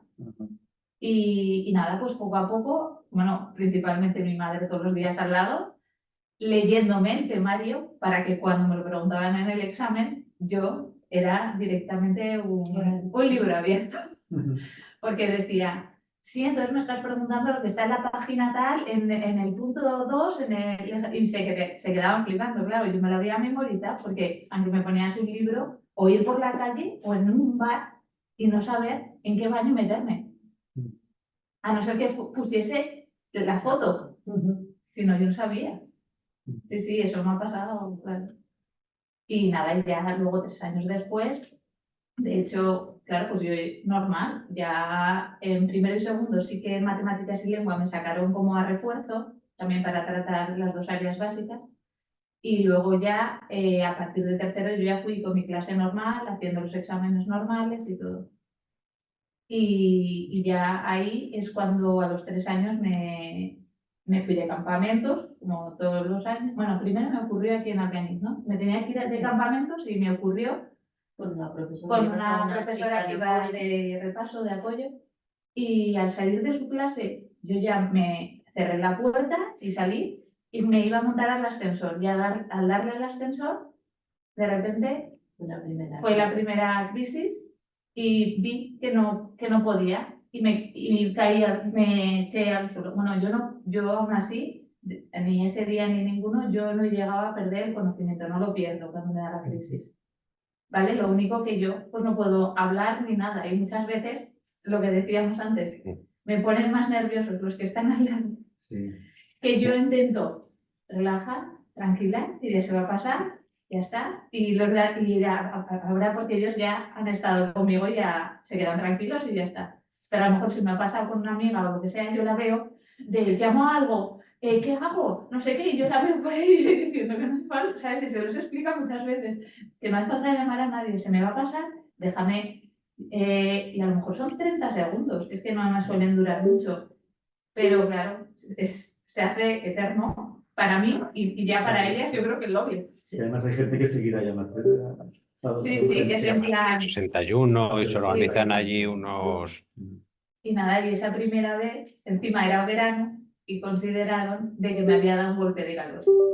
Entonces, bueno, me vino a buscar la ambulancia donde estábamos, porque la profesora, pues claro, llamó a mi madre, llamó a urgencias, y claro, no sabíamos que podía tener eso como secuela, entonces no sabemos lo que era. Bueno, yo llamé a Zaragoza, yo digo otra vez una encefalitis. Llamo a López Pisón y pregunto a ver. Y entonces, nada, ya al hospital, pero claro, saber, ni me dieron medicación, ni Claro, consideraron no. que era una encefalitis, nada. Pues un bajón de estos de calor, que es verano, y ya está. Y entonces justo me tenía que ir a unos campamentos. Y esa semana me dijo a mi madre, a ver si te ha pasado esto, estate tranquila en casa, no sé qué. Y yo, mamá, que quiero ir, mamá, que quiero ir. Bueno, pues a mitad es el día de los padres que van a visitar y mi hermano también iba a esos campamentos y él se fue. Y entonces cuando fuimos a verlo el día de padres me dijo, si esta semana no te pasa nada, pues te quedas. Y yo encantada de la vida, ya iba con toda mi maleta, con todo. Y claro, pues ya el sábado, el día de padres era el domingo, pero el sábado ya subimos, era en Benasque, y a mí esa noche ya me dejaron mis padres pues estar en la tienda de campaña con mis amigas y yo claro, que era lo que quería. Y al quedarme, pues claro, toda la noche pues charlando con las amigas, no sé qué, sin dormir, o por la mañana a las 8 de la mañana, otra vez, ¿qué me pasa? Porque sí que con la encefalitis sí que nos advirtió como que podría tener esta secuela, ¿verdad? Después de una encefalitis, sobre todo herpética, que es la que tú tuviste, es relativamente habitual tener crisis. De hecho, esa primera crisis, bueno, que no te la supieron identificar, ¿no? Hablaron de un golpe de calor, pero si esa primera crisis se hubiera identificado como crisis de epilepsia, hemos dicho antes que una única crisis no define una epilepsia, pero hay determinados casos que una única crisis sí que define una epilepsia, ¿no? Y este sería uno de ellos. Es decir, una única crisis en un paciente que ha tenido encefalitis herpética. Eso ya es diagnóstico de epilepsia, ¿no? Y ahí ya se tenía que haber empezado tratamiento en esta primera crisis y hubieras pasado un mejor campamento seguramente, pero... Con las amigas, no sé, que no te dejan dormir. O te hubieras sentado mal la medicación y no, pero la medicación hoy se tolera bien. Después de la La segunda. Y luego eso, como estábamos quizás ahí, podéis volver a Benasque. Pues ala, pues para Sí, claro que sí, ¿no? Muy bien, muy bien. Hay que vivir la epilepsia con normalidad y con alegría. Bueno, ya has visto estos lo bien que se lo pasan, ¿no? Están allí con sus... Y sin estigmas. Sin estigmas, que es una enfermedad que de siempre ha estado muy estigmatizada, ¿no? Porque siempre ha tenido esa connotación religiosa, ¿no? De hecho, se llama la enfermedad sagrada. La enfermedad sagrada, porque que yo no los critico, ¿eh? O sea, es que yo veo a pacientes epilépticos y sin mis conocimientos y 4 siglos para atrás, yo a lo mejor también los quemaría, ¿eh? No, es que están haciendo cosas que, ¿qué explicación puede tener esta más que la posesión demoníaca, ¿no? Es que... Ujú. Yo es que soy epiléptico desde los 46 años, yo no... O que me lo detectaron como tal, a lo mejor he sido toda la vida desde pequeñico y no... Pero con 46, seguro claro. que la predisposición o la base genética la tienes desde pequeño. Pero hay otro mito que es que la gente piensa que la epilepsia es cosa de jóvenes.